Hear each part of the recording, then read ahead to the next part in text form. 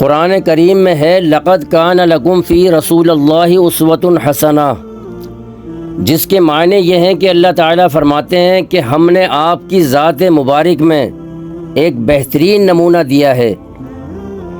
نمونہ دینے سے یہی غرض ہوتی ہے کہ اس کے مطابق دوسری چیز تیار ہو۔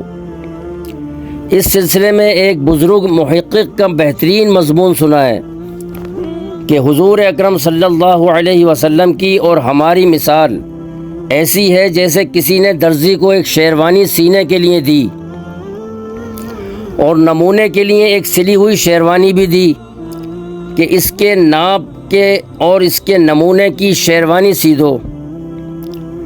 درزی نے پوری شیروانی لمبائی چوڑائی بالکل اسی کے مطابق تیار کی، صرف یہ کیا کہ ایک آستین ایک بالش چھوٹی بنا دی۔ جب وہ شیروانی لے کر مالک کے پاس پہنچے گا تو مالک اسے کیا کہے گا؟ وہ شیروانی خوش ہو کر لے گا یا اس کے سر پر مارے گا؟ اگر درزی جواب میں یہ کہے کہ جناب پوری شیروانی تو ٹھیک ہے، صرف ایک آستین میں ذرا سی کمی ہے، تو کیا آپ کہہ سکتے ہیں کہ مالک اس کو پسند کرے گا؟ ہرگز نہیں، بلکہ اس سارے کپڑے کی قیمت رکھوا لے گا۔ خوب یاد رکھیے، اللہ تعالیٰ نے احکام نازل کیے جو بالکل قانون ہیں، اور ان کا عملی نمونہ جناب رسول اللہ صلی اللہ علیہ وسلم کو بنایا۔ تو اگر آپ کے اعمال نمونے کے مطابق ہیں تو صحیح ہیں، ورنہ غلط ہیں۔ اگر نماز آپ صلی اللہ علیہ وسلم کی نماز کے موافق ہے تو نماز ہے، ورنہ کچھ بھی نہیں۔ اگر ذکر آپ کا حضور اکرم صلی اللہ علیہ وسلم کے ذکر کے موافق ہے تو ذکر ہے، ورنہ الٹا گناہ ہے۔ دیکھیے، نماز میں کوئی بجائے 2 کے 1 سجدہ کر لے تو وہ نماز نہیں رہی، بلکہ دوبارہ پڑھنا ضروری ہے۔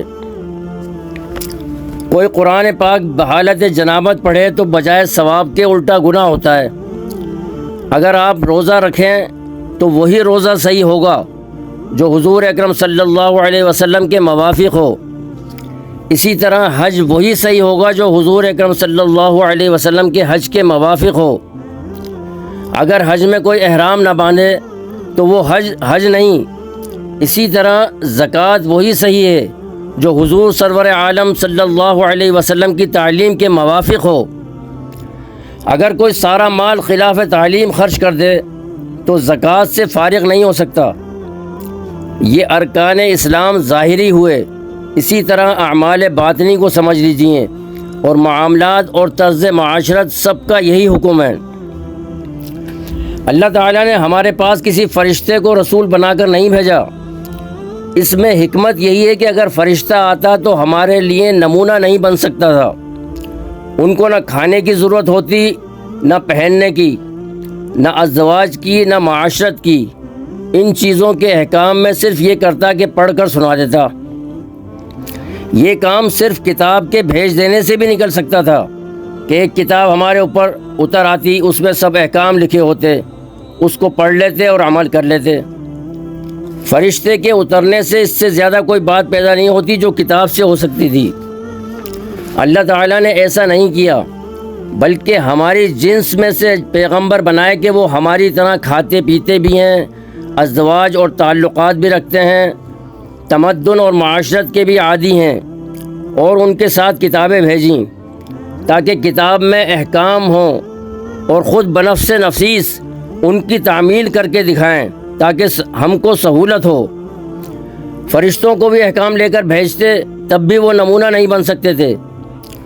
اور حضور سید المرسلین صلی اللہ علیہ وسلم کے کمالات فرشتوں سے بھی زیادہ ہیں، لیکن حکمت الہی اس کے مقتضی ہوئی کہ آپ نسل انسانی سے پیدا ہوں تاکہ تمام افعال انسانی میں نمونہ بن سکیں۔